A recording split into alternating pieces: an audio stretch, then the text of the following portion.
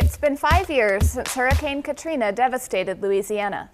Members of Chicago's Black Methodists for Church Renewal Youth and Young Adult Initiative recently returned from New Orleans to lend a hand with the ongoing rebuilding efforts.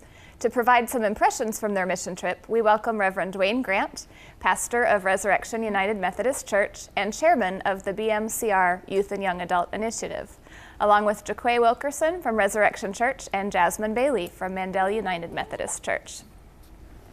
So tell us a little bit about this initiative, the Youth and Young Adult Initiative. Black Methodists for Church Renewal, part of United Methodist Church, put together a task force. Actually was a youth initiative, but in putting it together, we also said that we also not just wanted to touch youth, but we also wanted to reach out to young adults, because we have young adults that also want to be engaged in ministry in the United Methodist Church. So we do that, and we're reaching out to youth and to young adults to keep them engaged and to keep them alive, because that's where really all of the power is coming from right now, from this generation.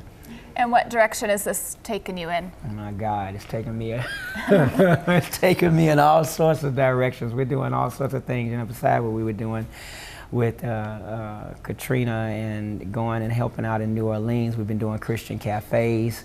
We've been doing, we just got finished Friday doing a lock-in with 80+ young people. We're planning on doing a gospel explosion this year. Our plate is full, and we're just trying to re-energize young people. Terrific. What brought this particular group of young people together? This particular group that we're talking with today went on December 27th of January the 2nd to New Orleans to help out with and to aid the victims of Hurricane Katrina.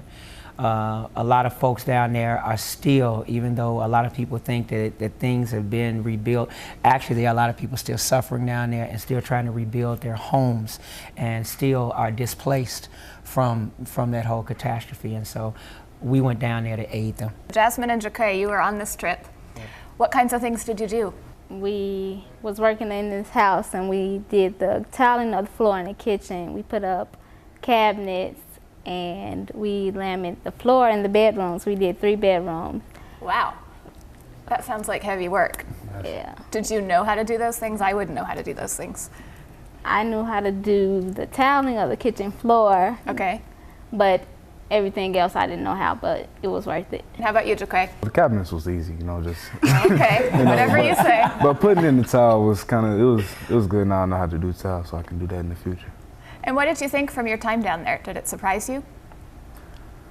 Yeah, it surprised me, because it's like, it's so much work that needs to be done after 5 years, so. Yeah, speak on it. Yeah. What made you want to go on this trip? For one, I have never been to New Orleans. Okay. And I was scared to maybe go down there the first time, but after seeing, I know it can change someone's life. Even though to me it may not seem that building someone home who is not there, but I know when that person come back home, it made the person's life different. Mm-hmm. Some people may wonder how much a church youth group can make a difference. Mm-hmm. Giving up your Christmas and your New Year's break to go down and to help someone else, that's a Christmas present to them, you know what I'm saying? It's like just the simplest things, like she said, just putting down tiles and knowing that you're going to build something and be a part of something, and someone's going to have a home to go to. That was a great feeling to do. Did you get to meet any of the people from New Orleans? The particular group that I was over, we actually met the lady who lived in the home, and she came in, as a matter of fact, and she instantly started crying. Mm-hmm. And so my group, as they saw that, they were affected greatly by it, because she came in, she had a really thick New Orleans accent, and she just started, saying, thank God, it was a blessing to her. And so when you see that, then you really know what it's all about, and it affected that group greatly, and I'm sure a lot of some of the other kids too. How do you see it affecting the volunteers? Well, the prayer life and what it is that we do, and all of those that went, because it was not only myself. You got to realize there were other pastors. There was Reverend Sir Chester Jackson, there was Reverend Carly Pigeon, there was youth minister Micah Briggs.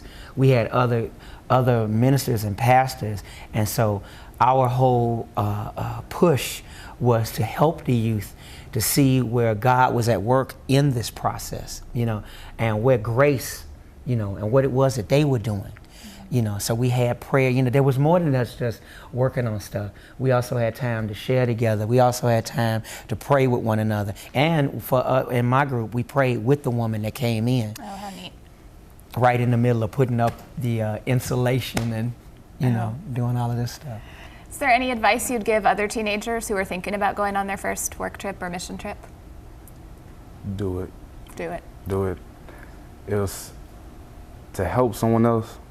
That's one of the greatest feelings. And we take so much for granted. You know, these people, they lost everything that they had.